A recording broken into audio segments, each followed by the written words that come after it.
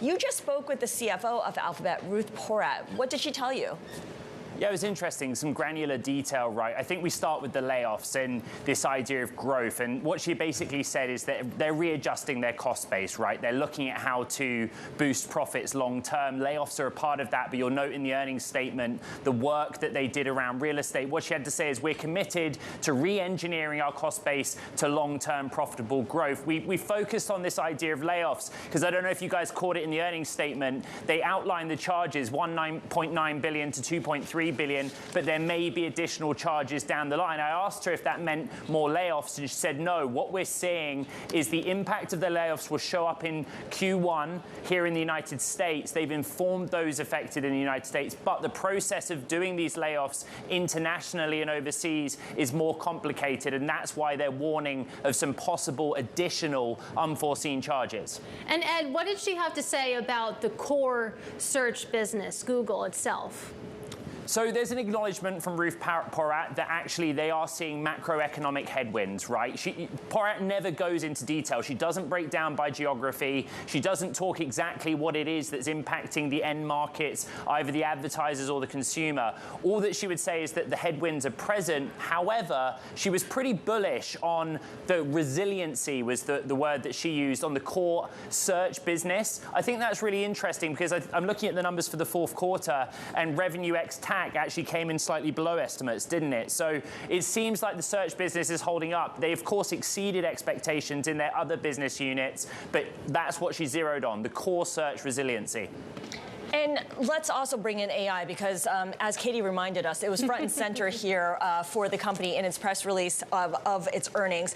And there's been so much hoopla around ChatGPT. So much.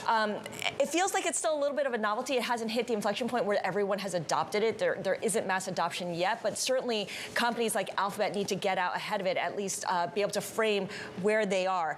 What did you learn from Ruth Porat on that? Right. We were on the phone, but I could feel the grin when she gives this answer, because she knew it was coming. You know, it was fighting talk. It's that they're excited about the opportunity in AI. There was a bit of defense from her pointing out to me, basically, they've been working on AI for a very long time. It may not be in the public domain, but a lot of what they've done on the research side, like generative AI, like language models, as you see on their screen, they're going to start implementing that and talking more about it in 2023. So it was defense, but also a flex that this is an area of competency for Alphabet, and it's nothing new to them. But she also said, you better tune into the earnings call because it will be a big feature. Oh, well, I was excited. Now I'm even more excited. But like she said to you, I mean, Google has been working on AI for years at this point. Does that mean that they don't need to make an outside investment such as a Microsoft in OpenAI? Can they do this all in-house?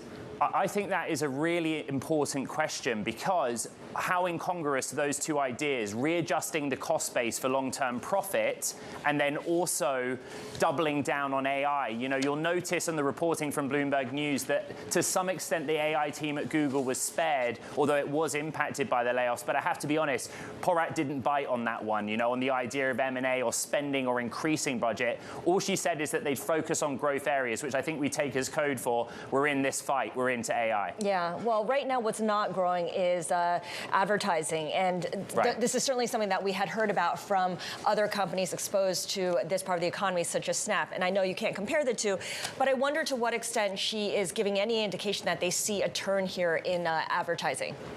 Yeah, again, you know, I'm sorry to disappoint Scarlett, but she doesn't ever break out by specific markets or by specific regions. You'll notice that Alphabet shares jumped last night when Meta reported earnings because there was some evidence that the read-through or the feel-good in the ad market might go on to Alphabet and Google search. All I'll reiterate is she said that there is resilience in core search, and I was surprised by that because they came in below estimates in the quarter just gone on that specific segment of the business. We also tried to get a little bit out of her on YouTube, but she didn't really bite on the specifics there, where the headwinds are coming for YouTube, whether it's competition, the likes of TikTok eyeballs, or whether it's just a more macro trend for advertisers continuing to be a little bit hesitant when it comes to their spend. It's an important question if it's macroeconomic or whether it is, you know, some of that competition from TikTok and the like. But Ed, let's talk a little bit more about the call. She told you to tune in. She teased a lot there. What specifically should we be listening for in the call other than, say, AI?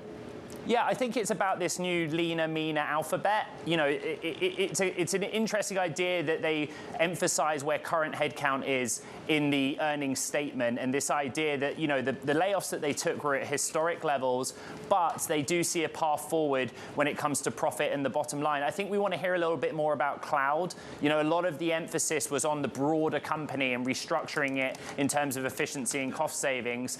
That's an area where they want to make up ground. They want to talk up that business and make it seem competitive against the likes of AWS and Microsoft's Azure. We didn't even discuss that on the call just now. It wasn't something that Porat said we'll be pointing to in this earnings call in just a few minutes' time.